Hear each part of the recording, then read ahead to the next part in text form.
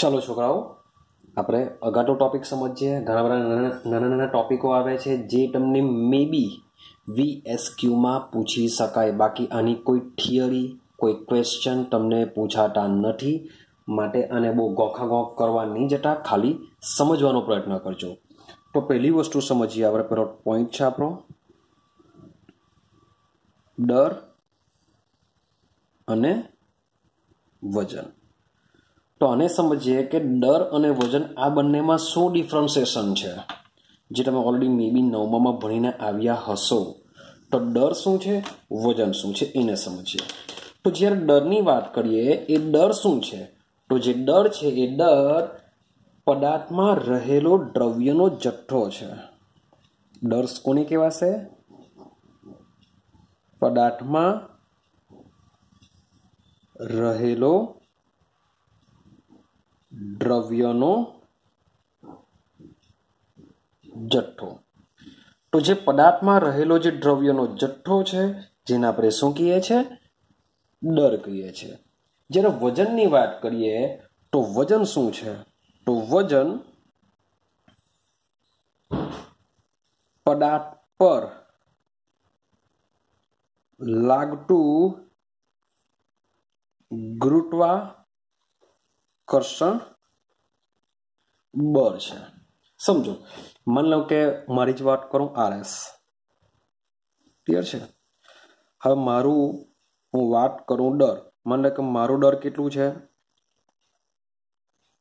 60 kilogram છે। મારું ડર 60 કિલોગ્રામ છે, ક્લિયર। પણ જ્યારે વજનની જો વાત કરું તો એ મારું જ્યારે વજનની વાત કરું તો વજન મારું 60 કરતાં કેવું આવશે? વધારે આવશે। કેમ વધારે આવશે? કારણ કે વજનમાં કોણ લાગુ પડવાનું છે? ગુરુત્વાકર્ષણ બળ પર લાગુ કરવાનું છે। મીન્સ કે મારા વજનમાં આટો દ્રવ્યનો જથ્થો તો આવવાનો જ, પણ સાથે સાથે વજનમાં ગુરુત્વાકર્ષણ બળ પણ લાગશે। હવે આ જે વજન છે એ વજન પાછું બદલાય છે। વજન કેવું થાય છે? બદલાય છે। ભાઈ કેવી રીતના?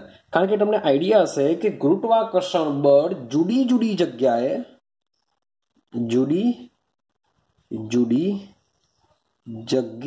કેવું હોય છે? જુદું જુદું હોય।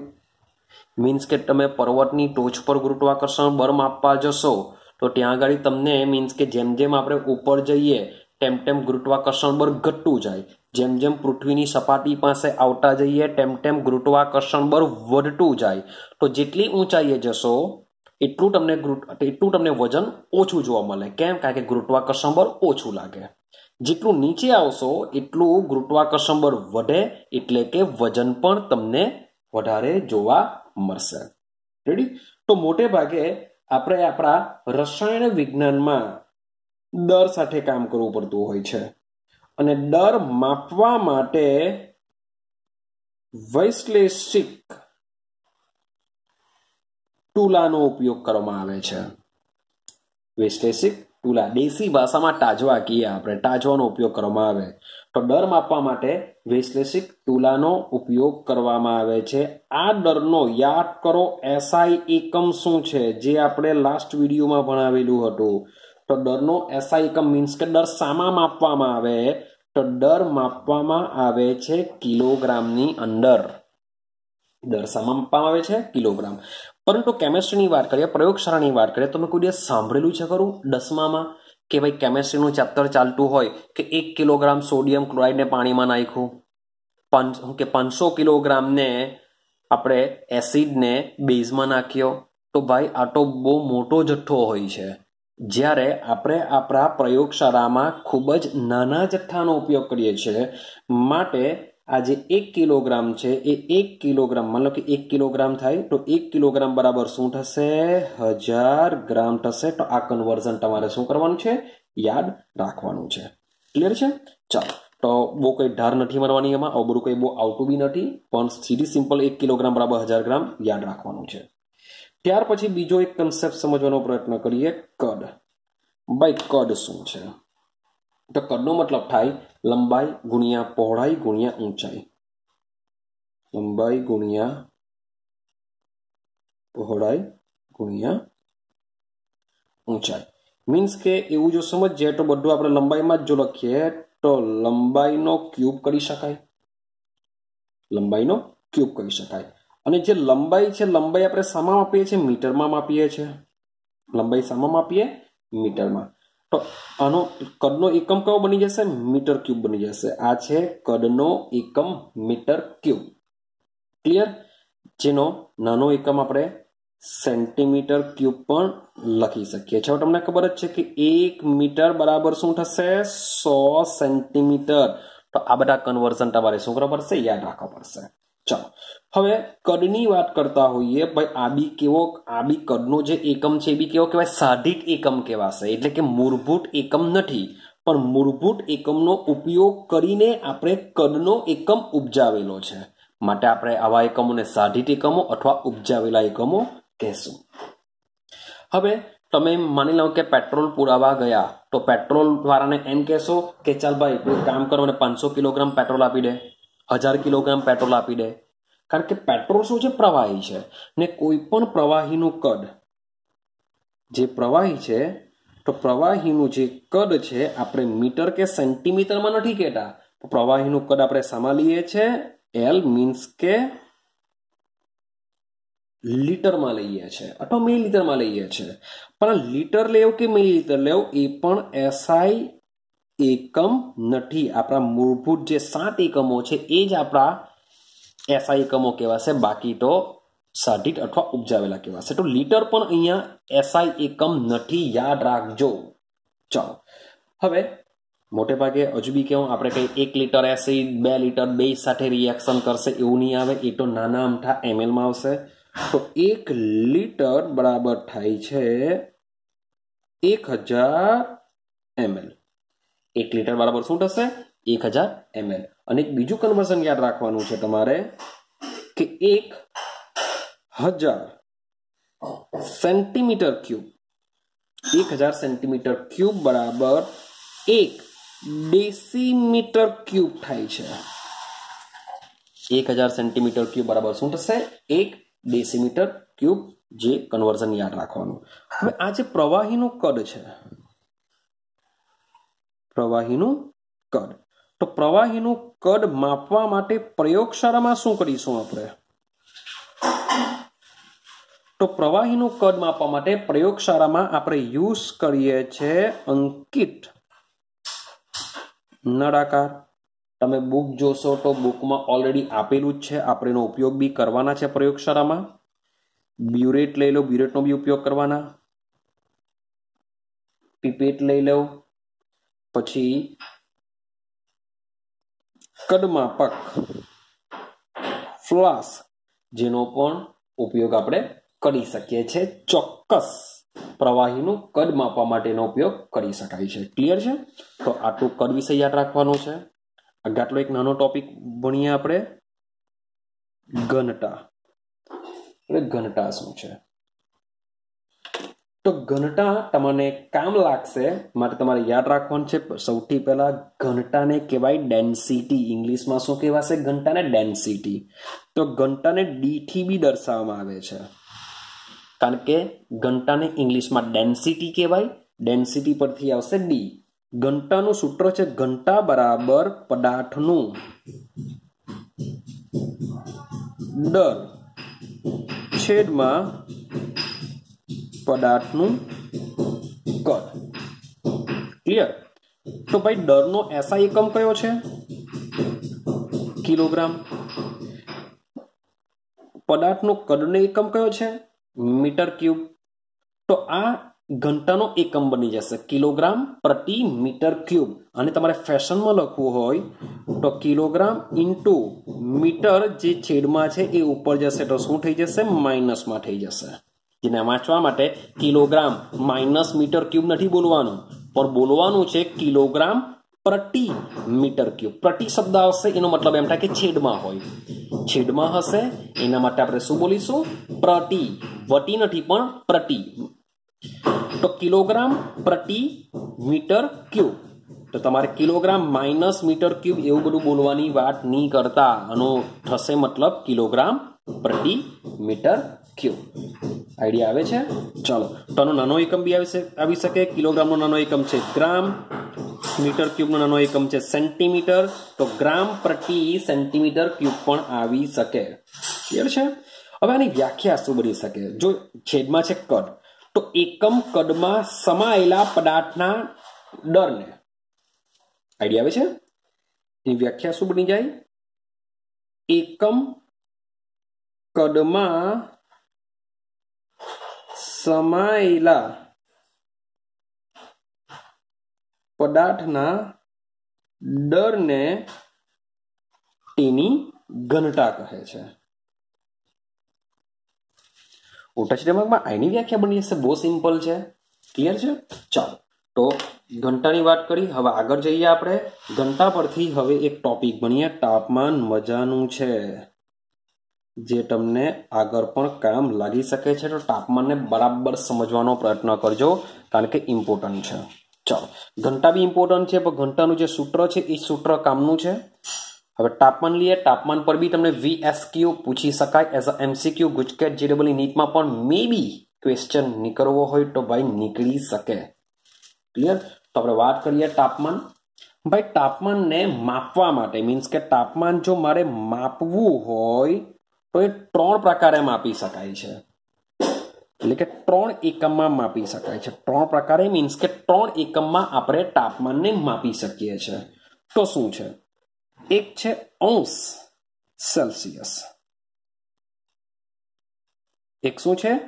અંશ સેલ્સિયસ, જેને આ પ્રકારે દર્શાવવામાં આવે, અંશ સેલ્સિયસ. એક છે અંશ ફેરનહીટ. અંશ ફેરનહીટ, જેને ફેરનહીટ એટલે કે F, અંશ છે એટલે ઉપર આ રીતના મૂલ્ય મૂકી દેશું. એને કહેશું અંશ ફેરનહીટ દર્શાવીશું. ક્લિયર છે?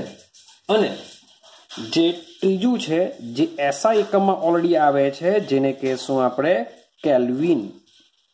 અંશ કેલ્વિન નથી, યાદ રાખજો. અંશ કેલ્વિન નથી, માત્ર કેલ્વિન છે, જેને આપણે K વડે દર્શાવીશું. તો સૌથી પહેલા દિમાગમાં ફિટ કરો કે તાપમાન જો મારે માપવું હોય તો એ તાપમાન 3 એકમમાં માપી શકાય છે. પહેલું છે અંશ સેલ્સિયસ, બીજું છે અંશ ફેરનહીટ અને ત્રીજું છે કેલ્વિન, જેને આપણે K થી દર્શાવીએ.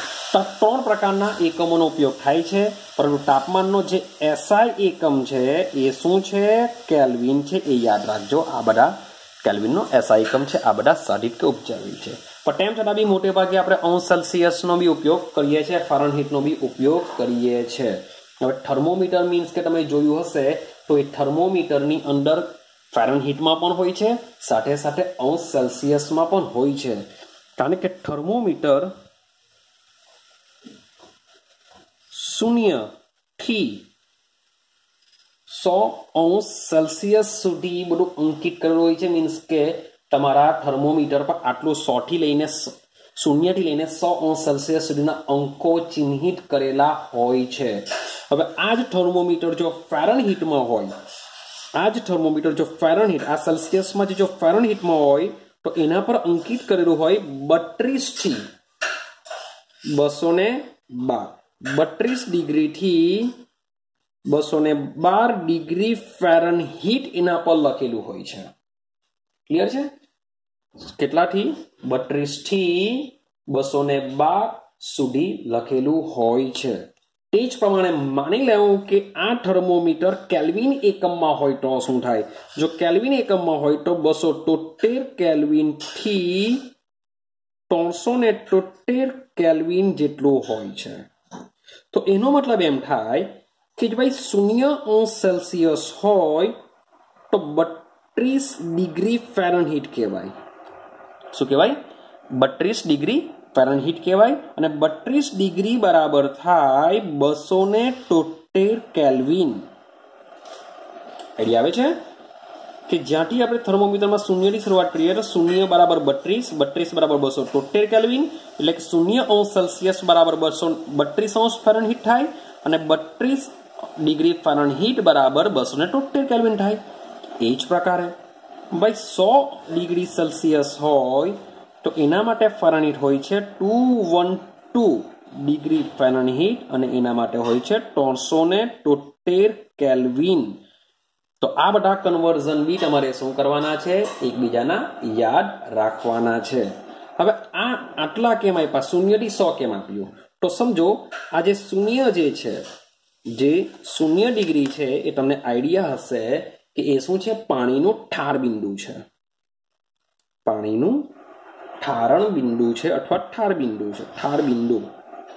ઠાર બિંદુનો મતલબ થાય કે આટલા ટેમ્પરેચર પર પાણીમાંથી શું બની જશે, બરફ બની જશે। 0°C પાણીમાંથી શું બની જતું હોય છે, બરફ બની જાય। માટે 0°C ને પાણીનું શું કહેવામાં આવે છે, ઠાર બિંદુ। અને આ જે 100°C છે એ શું કહેવાશે, પાણીનું ઉત્કલન બિંદુ। મીન્સ કે પાણી શું કરશે, પાણીને જો 100°C ટેમ્પરેચરે ગરમ કરવામાં જો આવે તો પાણીમાંથી વરાળ બની જતી હોય છે, પાણીમાંથી એની વરાળ બની જશે। ક્લિયર થયું? તો 32 ડિગ્રી બી પાણીનું ઠારણ બિંદુ કહી શકાય, પણ ફેરનહીટમાં 273 કેલ્વિન પાણીનું ઠારણ બિંદુ કહી શકાય, પણ શામાં, કેલ્વિનમાં। સેમ 373 પાણીનું ઉત્કલન બિંદુ કહી શકાય પણ કેલ્વિનમાં, 212 ડિગ્રી ફેરનહીટ પાણીનું ઉત્કલન બિંદુ કહી શકાય છે પરંતુ ફેરનહીટમાં। માટે આ બધું બી તમારે યાદ રાખવું પડશે। ક્લિયર થાય છે? ચાલો હવે શું કહેવાય કે આ જે બધા માપક્રમો છે તો શું એકબીજામાં આપણે એને કન્વર્ઝન કરી શકીએ છીએ? તો હા, કરી શકીએ છીએ। જે એઝ અ 2 માર્ક્સમાં કે 1 માર્ક્સની અંદર આના એઝ અ નાના અમથા દાખલા, જેને હું દાખલી કહું છું, દાખલો તો બહુ મોટો કહેવાય, તો એકદમ નાની 2-3 લાઈનમાં આપણે એને ગણી શકીએ છીએ। તો દાખલી તરીકે એ આવી શકે છે। તો તમારે એના સૂત્ર બધા યાદ રાખવાના છે, મગજમાં ફિક્સ કરવાના છે। તો સમજો, સૌથી પહેલા ફેરનહીટની વાત કરું તો ડિગ્રી ફેરનહીટનું સૂત્ર થાય, ડિગ્રી ફેરનહીટ બરાબર 9/5°C પ્લસ 32। ક્લિયર થાય છે?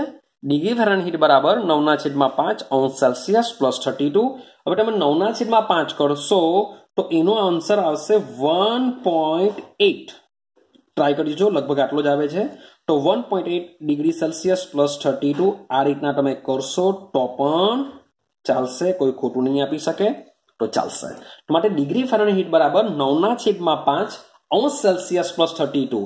તો આ સમીકરણનો ઉપયોગ કરીને તમને જો ફેરનહીટ આપેલું હોય તો સેલ્સિયસ શોધી શકાય, સેલ્સિયસ આપેલું હોય તો ફેરનહીટ શોધી શકાય। આપણે થોડાક ટ્રાય કરીશું, પ્રેક્ટિસ કરીશું, જેથી તમને ઇઝીલી આઈડિયા આવી જશે। સેમ આ ફેરનહીટ અને °C વચ્ચેનો સંબંધ છે। હવે આપણે સમજીએ કેલ્વિન અને °C।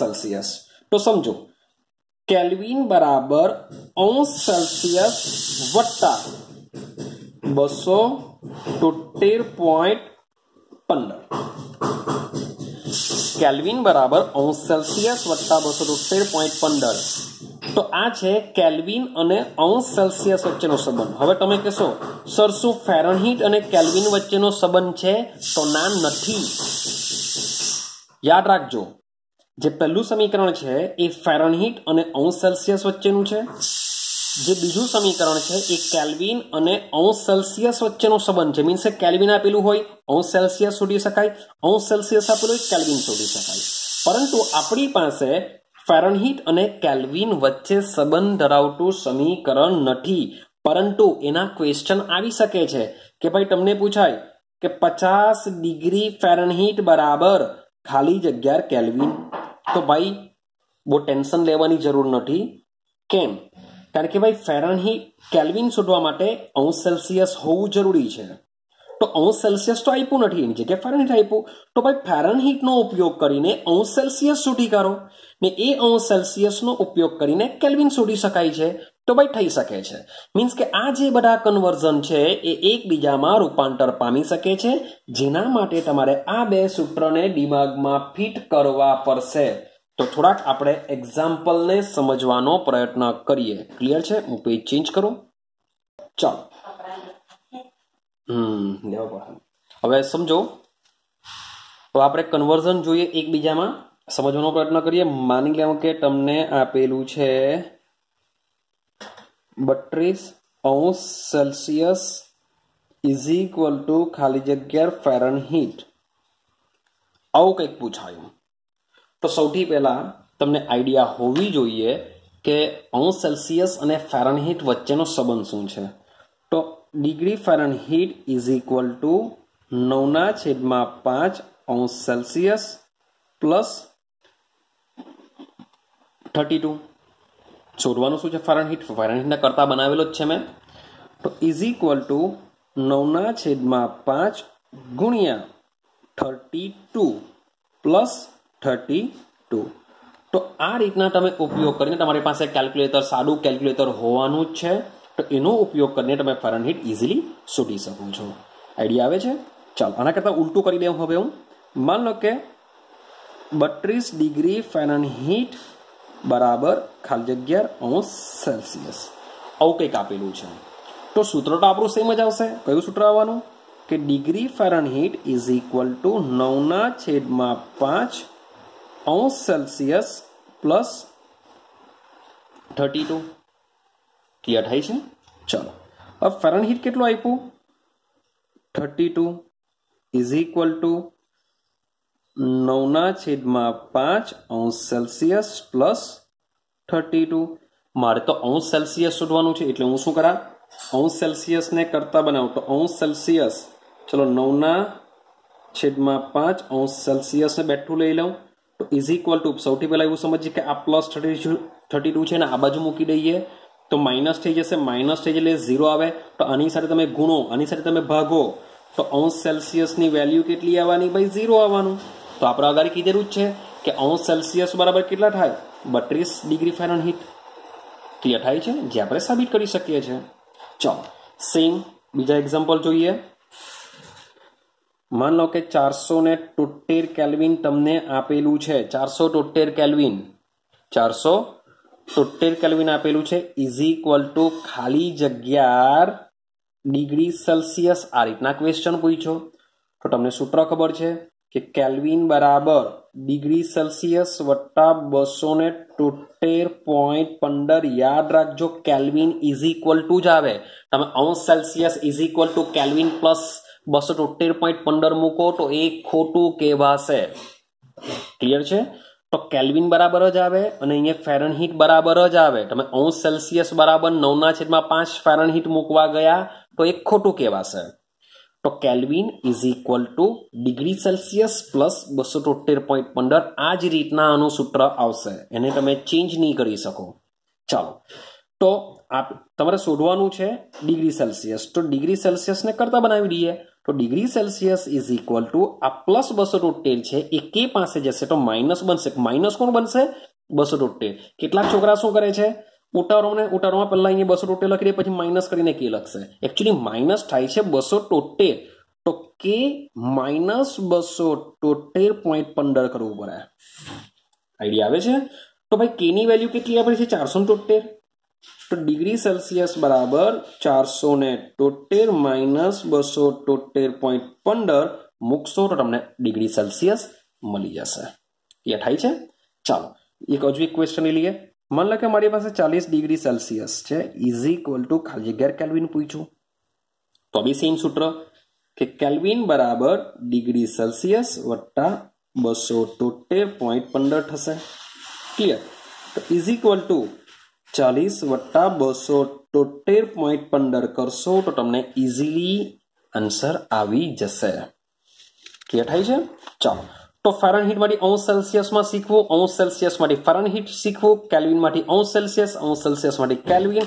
હજુ એક સિસ્ટમ બાકી રહી જાય છે. આપણે સમજવાનો પ્રયત્ન કરીએ કે માની લેવું કે ફેરનહીટ આપેલું હોય તો કેલ્વિનમાં કેવી રીતના શોધી શકાય અથવા કેલ્વિન આપેલું હોય તો કેવી રીતના ફેરનહીટમાં જઈ શકાય છે. ક્લિયર છે ને? શોધીએ. ચાલો સમજો માની લેવું કે 373 કેલ્વિન ઇઝ ઇક્વલ ટુ ખાલી જગ્યા ડિગ્રી ફેરનહીટ. આ રીતના ક્વેશ્ચન નીકળો કે 373 kelvin Fahrenheit 373 kelvin is equal to ખાલી જગ્યા ફેરનહીટ. તો આપણી પાસે જે સૂત્ર છે જે ઇક્વેશન છે એ શાના માટેનો કોની વચ્ચે સંબંધ ધરાવે? તો કેલ્વિન અને ડિગ્રી સેલ્સિયસ વચ્ચે છે અને ફેરનહીટ અને સેલ્સિયસ વચ્ચે છે. હવે મારે શોધવાનું છે ફેરનહીટ. તો ફેરનહીટ હું ક્યારે શોધી શકું? જો મારી પાસે ડિગ્રી સેલ્સિયસ હોય તો મારે સૌથી પહેલા શું કરવું પડશે? ડિગ્રી સેલ્સિયસ શોધવું પડે. તો હું શું કરા? કેલ્વિનનો ઉપયોગ કરીને સૌથી પહેલા ડિગ્રી સેલ્સિયસ શોધું. તો કેલ્વિન અને ડિગ્રી સેલ્સિયસ વચ્ચે સંબંધ ધરાવતું સમીકરણ કયું? તો કેલ્વિન બરાબર ડિગ્રી સેલ્સિયસ વત્તા 273.15. ક્લિયર થાય છે? ચાલો, તો પહેલા ડિગ્રી સેલ્સિયસ શોધવાનું છે. મારે degree Celsius is equal to કે પ્લસ છે માટે માઇનસ 273.15. તો ડિગ્રી સેલ્સિયસ બરાબર કેની વેલ્યુ કેટલી આપેલ છે? 373. તો 373 કેલ્વિન નહીં લખતા આપણે, માઇનસ 273.15 માટે ડિગ્રી સેલ્સિયસ કેટલા આવશે? 100. થઈ ગયું. તો મેં શું શોધી કાઢ્યું? ડિગ્રી સેલ્સિયસ શોધી કાઢ્યું. હવે હું શું કરા? આ ડિગ્રી સેલ્સિયસ પરથી ફેરનહીટમાં જવા. તો ફેરનહીટ શોધવા માટેનું સૂત્ર કયું? તો ડિગ્રી ફેરનહીટ બરાબર 9/5 ડિગ્રી સેલ્સિયસ પ્લસ 32. આ સૂત્ર છે. ચાલો, તો 9/5 ગુણ્યા 100 પ્લસ 32. તો 20 × 5 100 થઈ શકે છે માટે અહીંયા 20, 9 દુ 18 એટલે કે 180 પ્લસ 32. આ થશે ડિગ્રી ફેરનહીટ. તો ડિગ્રી ફેરનહીટનો આન્સર કેટલો આવશે તમે વિચારો. તો 2, 0, 2, 1, 2. તો ચેક કરો ડિગ્રી ફેરનહીટ કેટલો આવ્યો? 212 ફેરનહીટ. તો મેં તમને અગાડી કન્વર્ઝન કીધેલું છે કે 373 કેલ્વિન હોય તો 212 ફેરનહીટ થાય અને 100 સેલ્સિયસ થશે. તો એ બી મેં તમને પ્રૂફ કરીને આપ્યું. તો આ બધા કન્વર્ઝન એકબીજામાં પૂછી શકાય છે. આઈડિયા આવે છે? તો પ્રેક્ટિસ માટે થોડાક તમને એક્ઝામ્પલ આપી દઉં છું, જેનો તમે અભ્યાસ કરો, જે તમે નોટમાં ગણજો, જેથી તમને આ આઈડિયા આવશે કે આને કેવી રીતના સોલ્વ કરવાનું છે. ક્લિયર? તો એક્ઝામ્પલ અહીંયા લખું છું, બધા તમારે સોલ્વ કરવાના છે એઝ અ HW સમજીને. ચાલો, આ હોમવર્ક છે તમારું, ને કમ્પ્લીટ કરજો. ચાલો, તો આ જે હોમવર્ક છે એ તમે મીન્સ કે જ્યારે તમે નોટબુકમાં મીન્સ કે બધું લખતા હોવ ત્યારે તાપમાનમાં જ મીન્સ કે તમે લખશો તો બહુ સારું. એના એક્ઝામ્પલ તેથી તમને યાદ રહેશે. ચાલો, તો 25 degree Celsius is equal to ખાલી જગ્યા ફેરનહીટ. આ એક પહેલો ક્વેશ્ચન. બીજો question, 573 kelvin is equal to degree Celsius શોધો. ત્રીજો ક્વેશ્ચન કે 1.8 સેલ્સિયસ બરાબર ખાલી જગ્યા ફેરનહીટ. ચોથો ક્વેશ્ચન કે 20 ડિગ્રી ફેરનહીટ બરાબર ખાલી જગ્યા કેલ્વિન. પાંચમો ક્વેશ્ચન લઈ લઈએ. ચાલો, 300 કેલ્વિન ઇઝ ઇક્વલ ટુ ખાલી જગ્યા ફેરનહીટ. તો 5 ક્વેશ્ચન તમને એઝ અ હોમવર્કમાં આપું છું. જો તમે 5 ક્વેશ્ચન ઇઝીલી કરી લેશો તો, અને બીજું કે આના જે આન્સર છે, આન્સર શું આવી શકે, તો એ આન્સર તો એકચ્યુઅલી મને બી નથી ખબર, કારણ કે મેં પણ આ હમણાં જ બનાવેલા છે. તો મારે બી શું કરવું પડશે? કેલ્ક્યુલેશન કરવું પડશે. તો આન્સર તમારે શું કરવાનું છે? મને પર પર્સનલી મેસેજ કરવાનો છે, અને આ 5-5ની જે સિસ્ટમ છે, તમારે આખી સિસ્ટમ તમારે મને ગણીને એનો ફોટો પાડીને મને પર્સનલી મેસેજ કરવાનો છે. યાદ રાખજો, બધા જ છોકરાઓએ તમારે શું કરવાનું છે? આ 5 જે નાના અમથા દાખલા જેવા છે, એકબીજામાં કન્વર્ઝન છે, જે તમારે સોલ્વ કરવાના છે, અને આખી સિસ્ટમ વ્યવસ્થિત દાખલો ગણીને એનો ફોટો પાડીને તમારે મને શું કરવાનું છે? પર્સનલી મેસેજ કરવાનો છે. તો હું એને ચેક કરી લેવા. ક્લિયર? તો અહીંયા હું વિડીયો સ્ટોપ કરું છું. હવે આપણે નેક્સ્ટ વિડીયો જોઈએ.